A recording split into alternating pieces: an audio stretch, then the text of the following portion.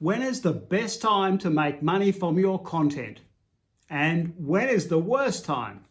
In this video, I'll share what marketing expert Seth Godin said about the best time to be selling your content.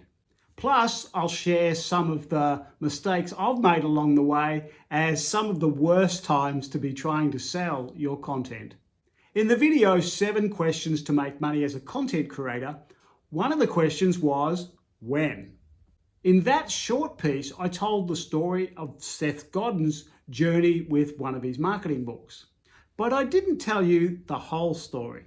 And I had a couple of people ask me to explain this to them fully. Here's the full story. Seth once said something along the lines of, sorry, I don't have the actual quote, but he said basically, the longer you leave it to make money from your content, the more money you will make overall. Way back in 1999, when the internet was just getting started, and about 5 years before Facebook was born, Seth Godin had published a book called Permission Marketing that was a runaway bestseller. As a result, he was able to accumulate over 100,000 people on his mailing list. And for his next book, Unleashing the Idea Virus, he was offered a hefty advance from the publisher. But he turned them down. And he turned them down because he wanted to test an idea. The idea was that content creators could make money by giving away their content for free. His theory was by giving away your content for free made it more likely that people would pass it on, meaning that you'd build a bigger tribe. And if you've got more people to sell to, then you'll naturally... So rather than sell his book, Seth decided to give it away as a free ebook. Back then, that was heresy. The publishers thought he was mad. He finished up giving away over 1 million copies of his ebook. But that was only the first part of his experiment. He then started selling a hardcover copy of the same book, the exact same book, the same words, nothing changed, just ebook versus hardcover book. While you'd expect that no one would buy a hardcover book when the ebook of the same content was available for free online, you'd be wrong. Seth sold over 1 million copies of the hardcover copy of Unleashing the Idea Virus. Can you see the principle at work here? If you share your content for free, people are more likely to share it, which builds a bigger audience. Then, with a bigger audience, you have a greater potential to sell more. It follows that the best time to sell your content is later rather than sooner. I can relate to this to my own experience around my book summary service, Book Wrapper. When I first conceived of it, it was going to be my free newsletter. But when I published it, colleagues and friends told me, no, that's way too good to give away for free. You need to be charging a subscription for it. And because I was short of money, I thought, okay, great, I'll sell it. So I did. In hindsight, and of course, hindsight is perfect, if I had given away that content for the first couple of years, I probably would have had 100,000 people on my own mailing list.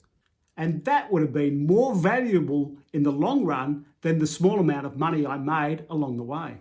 It follows that if the best time to sell your content is later, then the worst time must be sooner. Well, not quite. Yes, if you try to sell your content to an audience that doesn't exist, that you haven't built yet, then that's not going to work. But I think there's one situation that's worse than this. When I've been stuck for cash previously, I've launched some courses to try to make some sales. The first time I did this, I wrote the whole course before I even tried to sell it, and then was heartbroken when nobody wanted it. I wasted 2 full weeks on something that nobody wanted. That's probably the worst thing you can feel as a content creator. You've put your heart and soul into something that nobody wants. Then I got smarter. I launched programs that I hadn't written yet. I figured I could write the course once somebody paid me. Well, this made it easy to pivot from one idea to the next. It actually confused my audience that finished up not buying anything from me.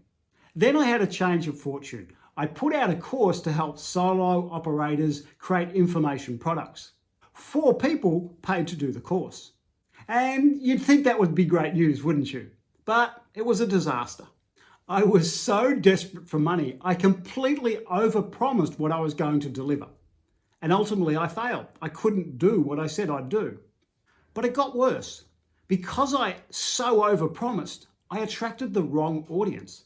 I attracted 4 people that were probably struggling in their own business and, to be honest, probably didn't need an information product. That wasn't going to save them. They need some other help instead of what I had to offer. That put me in a really difficult situation. They needed help, but it wasn't the help that I'd promised to give them. In the end, I ran my course. It wasn't well thought and it didn't go well, and it didn't solve their problem. I did help them in other ways, but that took more and more and more of my time. And because I only had 4 participants, I really didn't make a lot of money from all that effort. And a couple of months later, I was back in the same situation of being desperate for more cash. That's tough, but that's what happens when you try to sell your content at the wrong time. Well, there you have it. The best and worst times to make money from your content. The best time is when you've already built an audience using your free content. And the worst time is when you're desperate for money. While that's good general advice, it's not very precise. To make it more precise, there are 2 things you could do today. The most precise way to know when to offer something to your audience is when they're asking for it.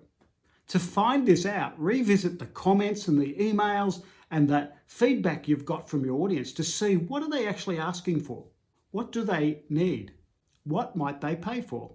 The second way is to go fishing. That's right, grab a cast, throw it out to your audience and see if they bite. In other words, it's to pitch an offer to them and see what response you get. And ideally, you don't just want to say, if I created this, would you buy it? You're much better off putting out a sales page, and if people actually pay you money for it, then you know you've got something. This is how I launched Project Done, which was originally called Project Passion.